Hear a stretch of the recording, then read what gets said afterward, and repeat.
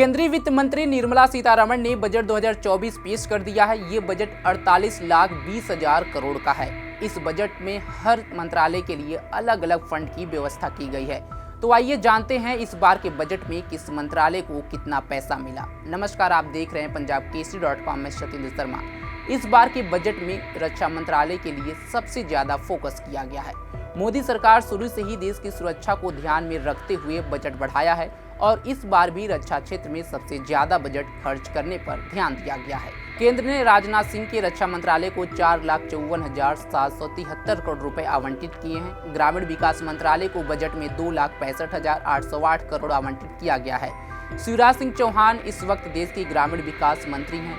अगर कृषि क्षेत्र की बात करें तो 1,51,151 करोड़ रुपए आवंटित किया गया है। इस मंत्रालय का भी जिम्मा शिवराज सिंह चौहान के हाथों में है। कृषि मंत्री शिवराज सिंह चौहान ने बजट पर प्रतिक्रिया देते हुए कहा कि इस बजट में किसानों को दीर्घकालीन लाभ देने तथा देश की कृषि को टेक्नोलॉजी आधारित और केमिकल फ्री बनाने के लिए इस बजट में कई कदम उठाए गए हैं। सरकार ने देश भर के 1 करोड़ किसानों को प्राकृतिक खेती से जोड़ने का लक्ष्य रखा है। उन्होंने कहा कि विकसित भारत के लिए सरकार की पहली प्राथमिकता कृषि में उत्पादकता तथा अनुकूलनीयता है। फसलों के उत्पादन, भंडारण और विपणन को मजबूत बनाना हमारा संकल्प है।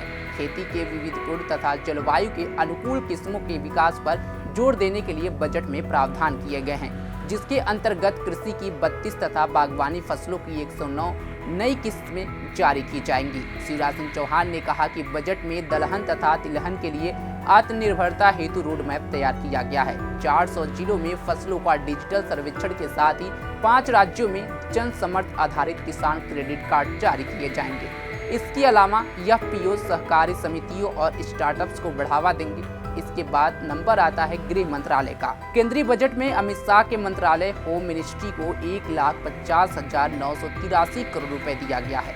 इस बजट में शिक्षा मंत्रालय को 1,25,638 करोड़ रुपए दिए गए हैं। संचार और सूचना तकनीकी मंत्रालय को 1,16,342 रुपए आवंटित किए गए हैं। स्वास्थ्य मंत्रालय की बात करें तो इस मंत्रालय के खाते में 89,287 करोड़ रुपए दिया गया है। ऊर्जा मंत्रालय को 68,769 करोड़ रुपए दिए गए हैं। सामाजिक कल्याण मंत्रालय को 56,501 करोड़ रुपए दिया गया है।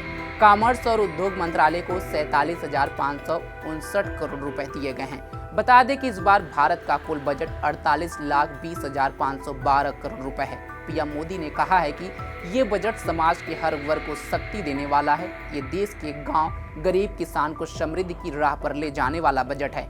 प्रधानमंत्री मोदी ने कहा कि इस बजट का एक बहुत बड़ा फोकस देश के किसान है। अन्न भंडारण के लिए दुनिया की सबसे बड़ी स्कीम के बाद अब हम वेजिटेबल प्रोडक्शन क्लस्टर बनाने जा रहे हैं।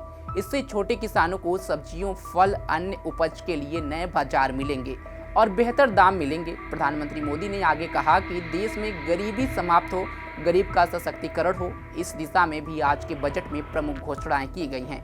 गरीबों के लिए 3 करोड़ नए घर बनाना तय हुआ है। पीएम ने कहा कि ये बजट जनजाति उन्नति ग्राम अभियान सैचुरेशन अप्रोच के साथ 5 करोड़ आदिवासी परिवारों को मूलभूत सुविधाओं से जोड़ेगा। इसके अलावा ग्राम सड़क योजना के अंतर्गत 25,000 नए ग्रामीण क्षेत्रों को सड़कों से भी जोड़ा जाएगा। केंद्र सरकार के इस बजट को आप किस नज़र से देखते हैं, कमेंट बॉक्स में जरूर बताएं। तमाम खबरों के लिए जुड़े रहे हमारे साथ और देखते रहें punjabkesari.com। धन्यवाद।